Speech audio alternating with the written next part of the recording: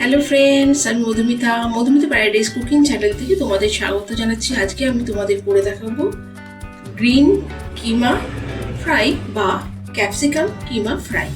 তার জন্য আমি এখানে 500 গ্রাম মাটন কিমা নিয়েছি। এবার এটির মধ্যে আমি ম্যারিনেশন করব।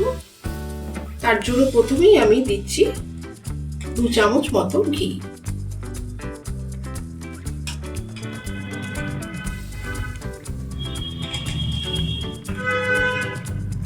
পরিমাণ মতো নুন,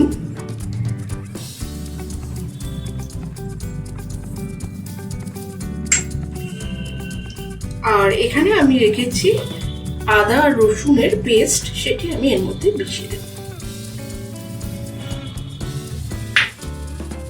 আর খুবই অল্প পরিমাণে নিয়েছি টক দই, সেটিও দিয়ে এটি আমি এখন 2 ঘন্টার জন্য ভালোভাবে মেখে নেব।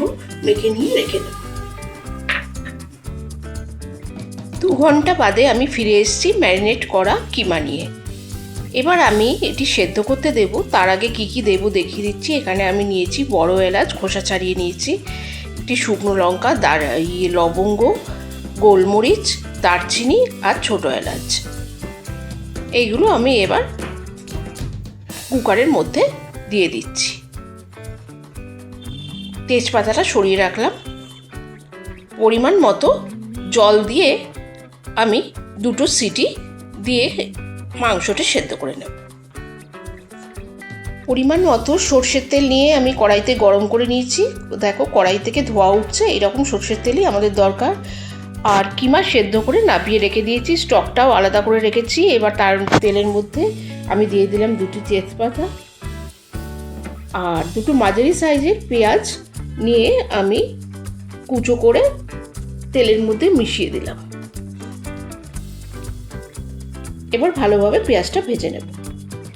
পেঁয়াজ ভাজা চলছে আমাদের, তার মধ্যেই এবার আমি রসুন কুচো করে রেখেছি, সেই রসুন কুচিটা মিশিয়ে দেব। আর এই কিমার কালারটা যেহেতু গ্রিন কালার হবে, আমি আগের থেকেই তোমাদের বলেছি, তাই এর মধ্যে লঙ্কার গুঁড়োর ব্যবহার হবে না, হবে কাঁচা লঙ্কার ব্যবহার। এবার সেদ্ধ করা কিমাটা আমি এর মধ্যে মিশিয়ে দেব।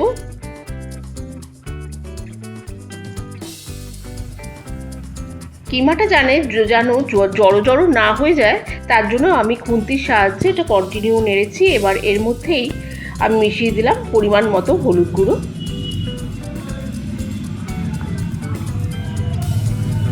হোটেল স্টাইলের লুক আনবার জন্য এর মধ্যে আমি দিচ্ছি ধনের গুঁড়ো আর পরিমাণ মতো কাশ্মীরি লাল লঙ্কার গুঁড়ো।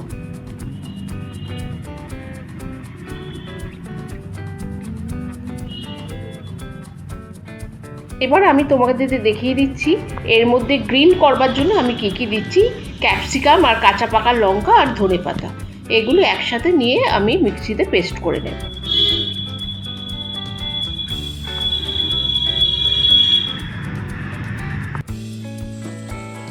তৈরি করে রাখা পেস্টটা এবার আমি এর মধ্যে মিশিয়ে দিলাম। এর মধ্যে কাশ্মীরি লঙ্কার গুঁড়ো আমি দিয়েছি, কারণ এটির লুকটা একটু হোটেল স্টাইলের আসবে বলে।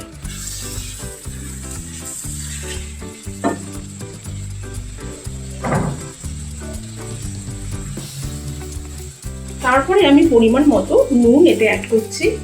আমি কিমা সেদ্ধ করার সময় নুন দিয়েছিলাম, সেই হিসেবেই এবার নুনটা আমাকে দিতে হবে।